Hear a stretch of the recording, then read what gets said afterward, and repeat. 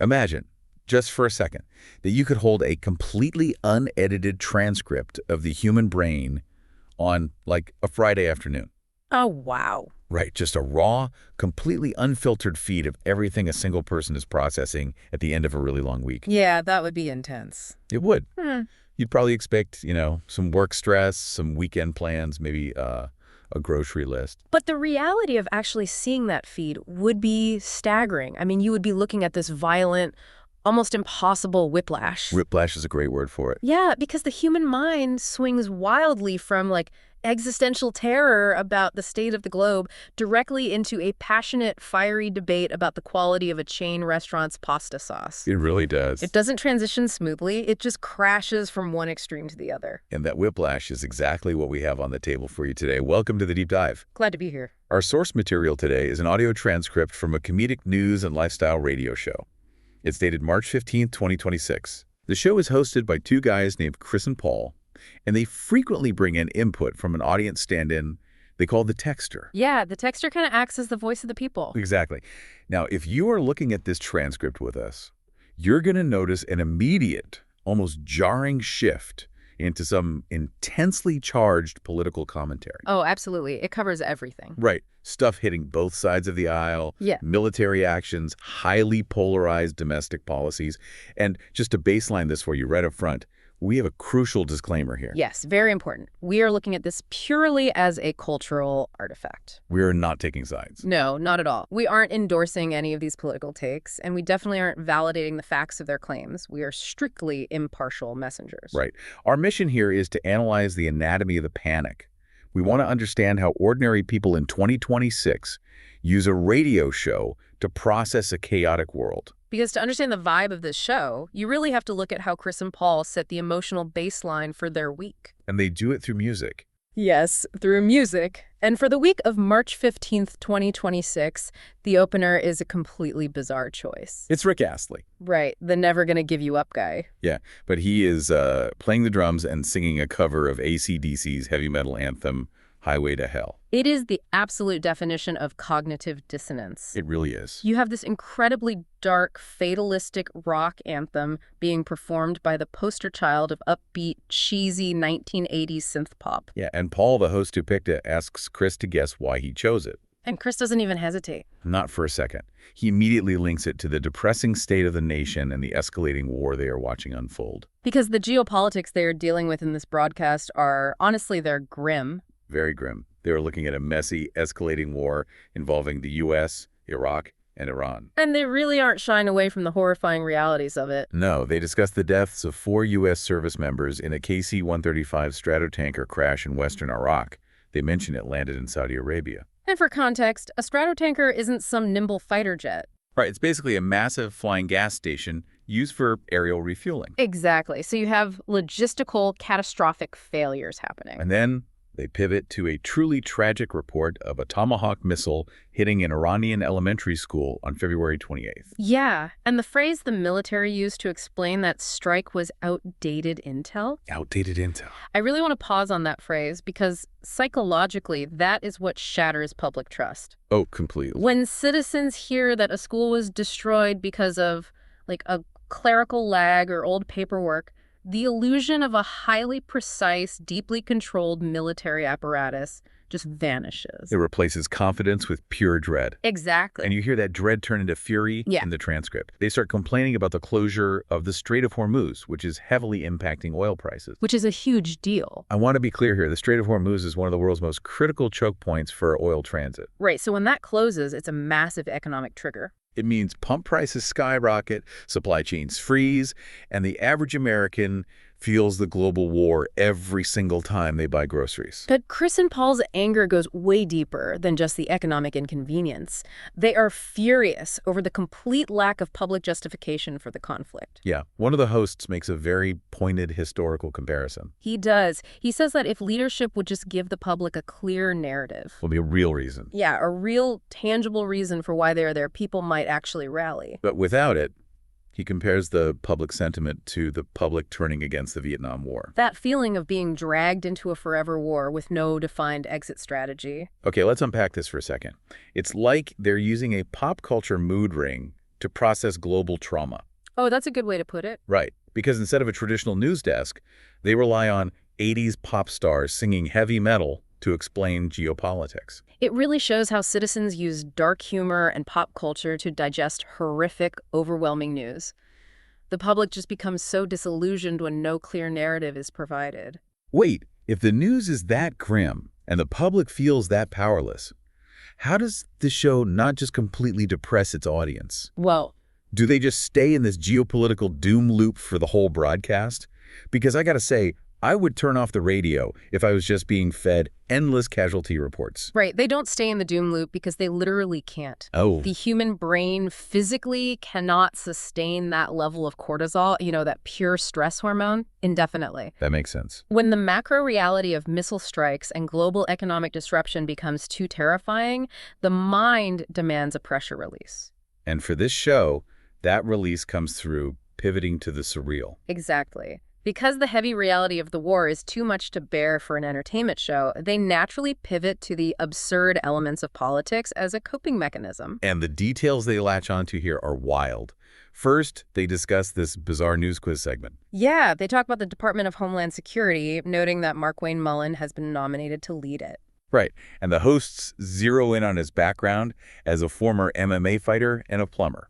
Regardless of his actual political credentials, they are highlighting the perceived absurdity of placing an MMA fighter at the head of a massive national security apparatus. But then they get into something they call shoegate. Oh man, this is where the transcript gets fascinating. They pull this supposed highly specific report claiming President Trump has been forcing his inner circle to wear matching $145 Florsheim dress shoes. Yes.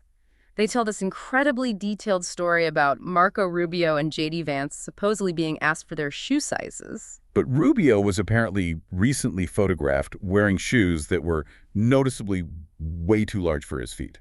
Right, and Chris and Paul just start theorizing on air. Was this some kind of psychological humiliation ritual designed by the president? Or did Marco Rubio purposely lie about his shoe size to make himself seem bigger? It's just to avoid being called Little Marco again. Exactly. Notice what they are doing here, though. They are taking powerful, influential political figures who theoretically have a hand in those terrifying global events we just talked about. Right. And they are reducing them to insecure men swimming in oversized dress shoes. Here's where it gets really interesting, but I have to push back a bit. Sure. If you're casually listening, how do you even separate the real news from their satire? That's the thing.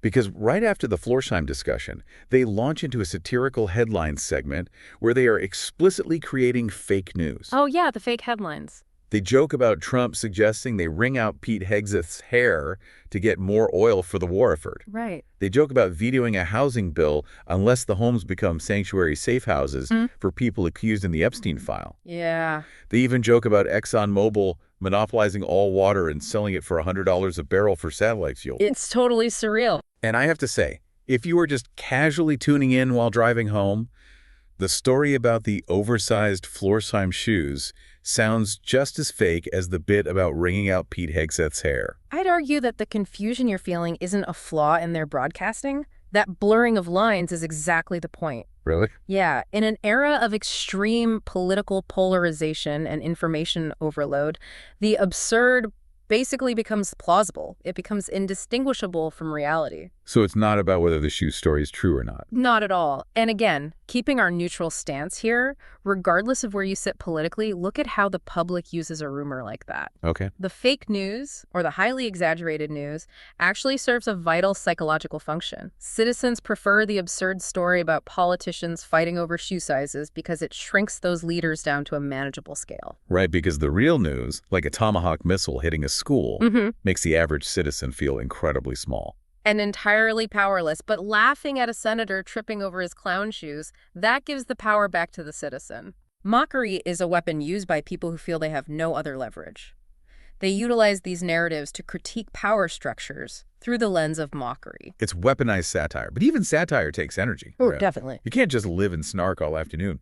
Eventually, the macro world of geopolitics and surreal Washington rumors is going to induce way too much anxiety. And that's when the human brain demands a complete retreat. And this transcript takes a massive left turn.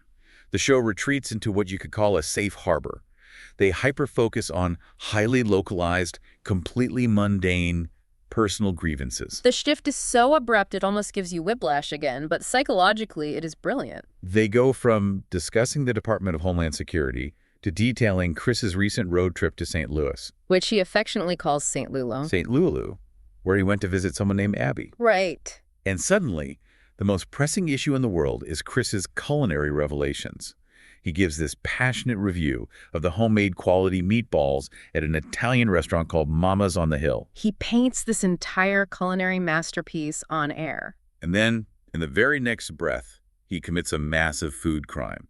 He vehemently defends the spicy vodka sauce from Olive Garden. Which is hilarious. The culinary tribalism here is a fantastic safe space for debate. It really is. You can argue fiercely about Olive Garden without feeling any existential dread. And Paul chimes in with his own mundane complaint. He talks about his frustrating experience going to a local Snake Saturday parade. Oh, the parade store. Yeah, how he got a public alcohol ticket from a cop the very second he stepped out of a storefront with a beer. Just instant. But the absolute centerpiece of this mundane retreat, the story they spend 10 unbroken minutes on, is Chris's incredibly detailed saga about his Hyundai car repair. The car warranty story. If we are talking about the psychology of 2026, this is basically the Rosetta Stone. He breaks down all the numbers on air. His car threw a warning code for a broken valve at 67,000 miles. And the kicker is that his warranty expired at 60,000 miles. Right. So he is staring down the barrel of a $2,400 repair bill. Ouch. But then, a young mechanic named Caleb steps up. Caleb the hero. Caleb goes to bat for Chris, calls up Hyundai corporate, and somehow manages to get them to cover 90% of the cost. That's amazing. Caleb even tells Chris he's going to take another swing at it to try and get the final 10% waived. And Chris is on the radio practically begging Caleb to just let it go. Because he's already so happy. Right. He is absolutely thrilled to only be paying a couple $100 instead of $2,000. So what does this all mean for you, the listener? Why would a show spend 10 minutes on a Hyundai warranty during a week of global crisis? Yeah, why? It comes down to psychological grounding. Detailing a mundane victory, like Caleb the mechanic saving them money, gives a sense of control that is entirely absent when discussing the Strait of Hormuz. It's a problem they can actually fix. Precisely. It highlights the human need to compartmentalize. When we talked about the war, the overriding emotion was a catastrophic loss of control. But a $2,400 car repair bill reduced by 90% by a heroic mechanic, that is a tangible, measurable victory. Every time Chris talks about Caleb saving him money, his brain is basically getting a hit of dopamine. Yes. And that dopamine physically counteracts the cortisol spikes caused by reading the morning news. If we don't allow ourselves to care deeply about the meatballs at Mama's on the Hill or celebrate a minor victory at the auto shop, the heavy global stuff will simply crush us. They're building a little fortress out of everyday annoyances to keep the big terrors out. Exactly. I love that. But here's the problem with a radio show. Escaping into your own personal anecdotes works great for the host, but eventually you risk isolating your listeners. You do. You have to bring your broad, politically fractured audience back together before you sign off. And how do you do that? You rely on the ultimate shared distraction. Mass entertainment and pop culture. Exactly. This acts as the cool-down stretch of their mental workout. Oh, I like that analogy. Right. After lifting the heavy weights of war and politics, pop culture is the light cardio that gets their heart rates back to normal.